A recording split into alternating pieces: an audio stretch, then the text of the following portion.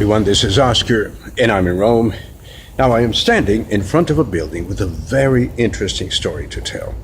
This is the Mattatoio, which is an old stockyard for processing meat, which was built in 1888.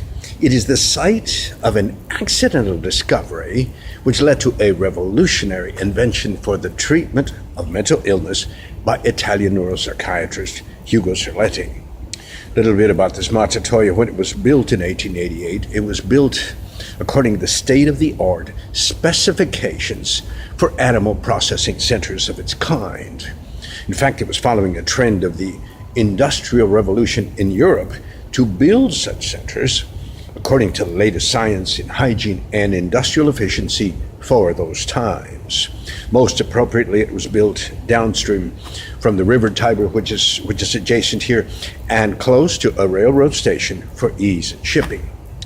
Now, the neighborhood in which it was built, known today as Testaccio, was already a center of trade, commerce, and craftsmanship at the time of the Roman Empire. With the building of the Mattatoio, it very quickly developed into this highly dense working-class neighborhood.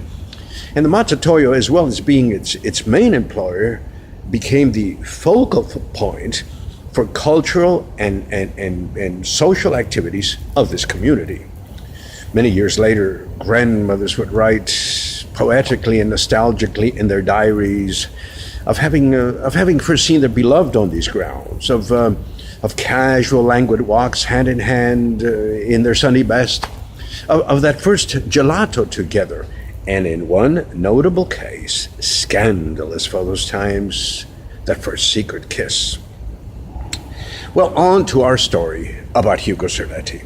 And the story is this. He had been to a butcher shop nearby, which on that day did not have the particular cut of meat he was used to buying, and so it was suggested to him that he come directly here to buy it here. And he came, and while he was waiting, he noticed how the animals were being processed. The first thing that was done was that electrodes were placed on the head of the animal, which was given a quick dose of electricity. It sent the animal into a convulsive state like that of an epileptic seizure. Not a very pleasant image, I know. But presumably the animal was killed in a more humane and efficient fashion. Well, it had been known for a long time that mental patients who happened to have an epileptic seizure could be miraculously cured of that condition. In fact, Hippocrates, known as the father of medicine, happened to notice, and here we're speaking of 400 BC classical Greece, that malaria-induced seizures in mental patients could heal the patient. And fast forwarding to the 16th century, one of the few treatments available to mental patients at that time was to induce seizures through the administration of camphor. Now, camphor is a substance which is produced from the bark of a family of trees in the area of Indonesia. Camphor had been known for millennia, had a wide variety of uses, including at one point as a food additive. Well, at the time of Hugo Serletti, there were medications which could be used to induce seizures in mental patients as a cure attempt, but there were problems.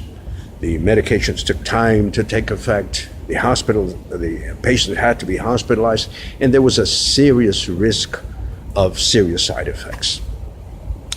Well, witnessing this scene before him, Dr. Serletti mused that this might be a way of inducing seizures in mental patients as a cure attempt. And so he began the long process of research and experimentation.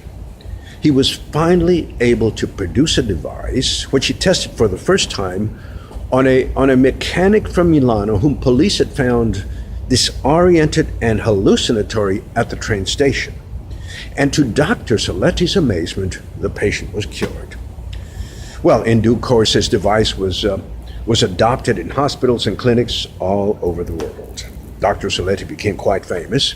He was given many awards and honors, and he was even nominated at one point for the Nobel Prize.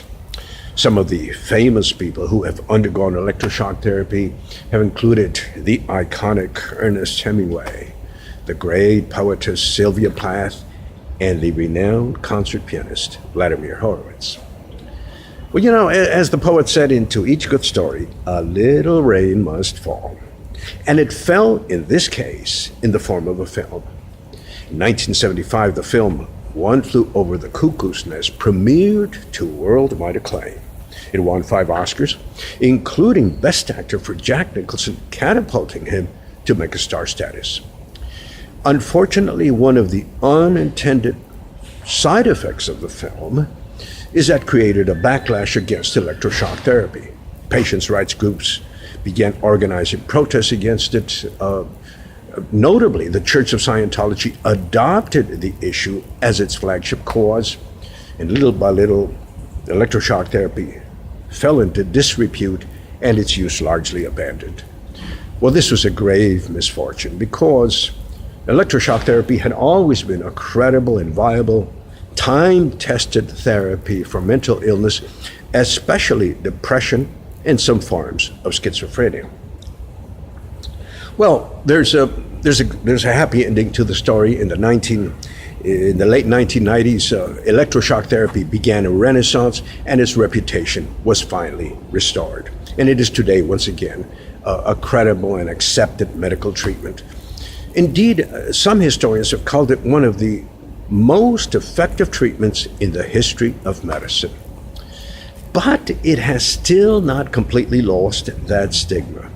And with the prevalence of depression in our materialistic, consumer-oriented society, most of us probably know someone who has undergone electroshock therapy but would be loath to admit it.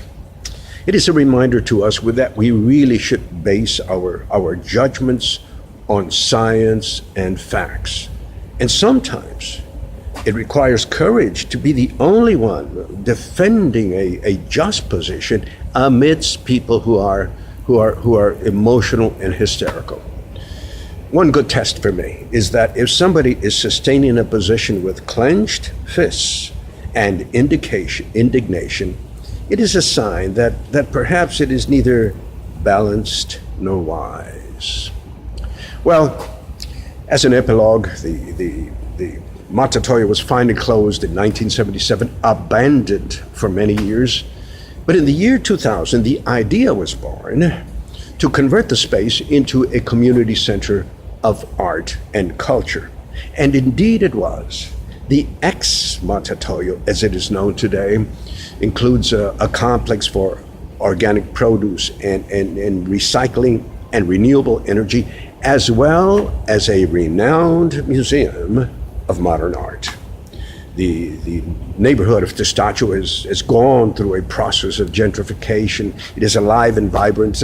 This today is considered a rather chic theater neighborhood in Rome with upscale restaurants and live musical events. Well, that's my report to you on the Mattatoio in the neighborhood of Testaccio in Rome, Italy. I'll see you soon.